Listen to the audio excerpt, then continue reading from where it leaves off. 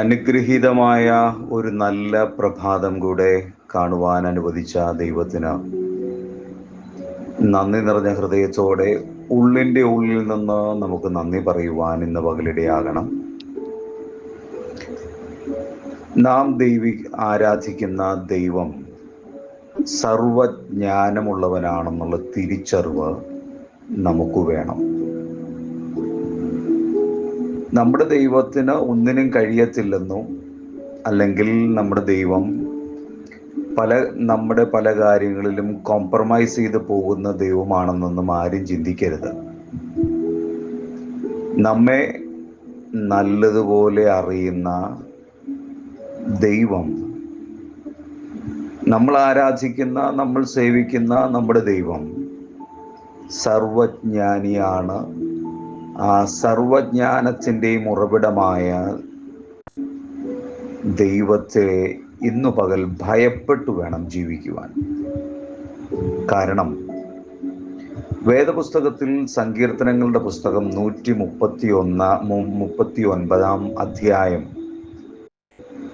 ആ അധ്യായം നമ്മൾ വായിക്കുമ്പോൾ നമുക്ക് മനസ്സിലാക്കാൻ കഴിയുന്നത്, എല്ലാം അറിയുന്ന ഒരു ദൈവത്തിൻ്റെ മുൻപിലാണ് നാം ആയിരിക്കുന്നത്. നമ്മൾ പലപ്പോഴും ദൈവമൊന്നും അറിയുന്നില്ല, കാണുന്നില്ല എന്നൊക്കെ ചിന്തിച്ച് നടക്കുമ്പോൾ, പ്രിയമുള്ളവരെ, ദൈവത്തിൻ്റെ സർവജ്ഞാനം ഈ പകലിൽ നിങ്ങൾ തിരിച്ചറിയണം. നമ്മൾ മനസ്സുകൊണ്ട്, വാക്കുകൾ കൊണ്ട്, പ്രവൃത്തികൾ കൊണ്ട് ചെയ്യുന്ന എല്ലാ കാര്യങ്ങളും ദൈവം മനസ്സിലാക്കുന്നു. അതാണ് ആ ദൈവത്തിൻ്റെ സർവജ്ഞാനം എന്ന് നമ്മൾ പറയുന്നത്. നമ്മൾ പറയാറില്ലേ, മനസ വാച കർമ്മണ. ഞാനൊന്നും അറിഞ്ഞില്ല എന്ന് പറഞ്ഞ് നിങ്ങൾ അഭിനയിക്കുമ്പോൾ, അല്ലെങ്കിൽ നമ്മളത് അഭിനയിക്കുമ്പോൾ, എല്ലാം നല്ലതുപോലെ അറിയുന്ന, കാണുന്ന ഒരു ദൈവത്തിൻ്റെ മുമ്പിലാണെന്നുള്ള കാര്യം മറന്നു പോകരുത്. സകലവും അവൻ്റെ കണ്ണിന് നഗ്നവും മലർന്നതുമായി കിടക്കുന്നു എന്നാണ് എബ്രായ ലേഖനം 4 അധ്യായം 13 പറയുന്നത്. നമ്മുടെ മനസ്സിൽ, ആ മനസ്സിനുള്ളിൽ സൂക്ഷിച്ചു വെക്കുന്ന രഹസ്യങ്ങൾ പോലും ദൈവം അറിയുന്നു എന്ന് ഈ വാക്യത്തിൽ നിന്ന് നമുക്ക് മനസ്സിലാക്കാം. അങ്ങനെയാണെങ്കിൽ ദൈവം അറിയാത്തതായി ഒന്നുമില്ല. നല്ല കാര്യങ്ങളാണ് നമ്മുടെ മനസ്സിൽ ചിന്തിക്കുന്നതെങ്കിൽ നമുക്ക് നല്ലത് സംഭവിക്കും. നമ്മുടെ ഉള്ളിൽ ചിന്തിക്കുന്ന ഓരോ നിരൂപണങ്ങളും, അത് നല്ലതായിക്കോട്ടെ തീയതായിക്കോട്ടെ, ഇതെല്ലാം അറിയുന്ന ഒരു ദൈവത്തിന് മുൻപിലാണ് നിങ്ങൾ ഇരിക്കുന്നത്.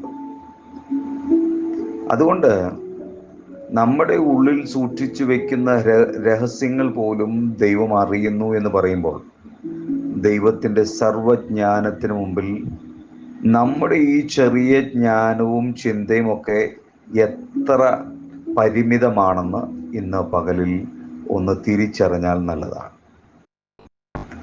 അതുകൊണ്ട് ദൈവം നമ്മുടെ ഭൂതകാലത്തെയും ഭാവി കാലത്തെയും ഒക്കെ അറിയുന്നു എന്നാണ് അതിൻ്റെ 5-ാം വാക്യത്തിൽ പറയുന്നത്. നീ മുൻപും പിൻപും എന്നെ അടച്ചു.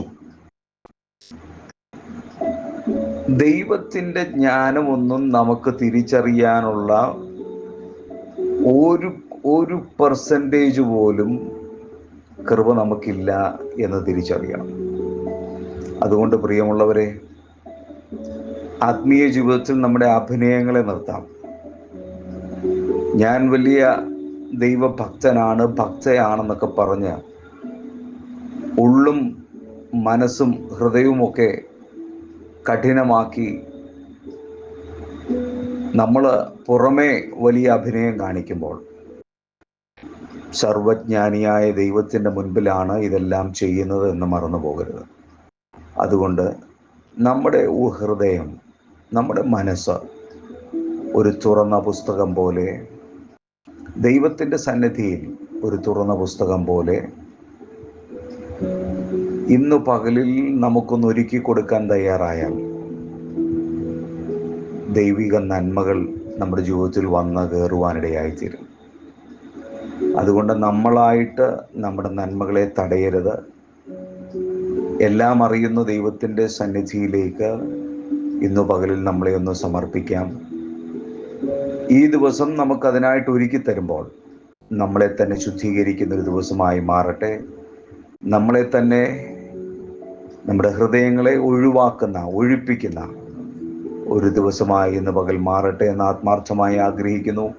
അതിനായി സർവശക്തൻ നിങ്ങൾക്കെല്ലാവരെയും സഹായിക്കട്ടെ. God bless you.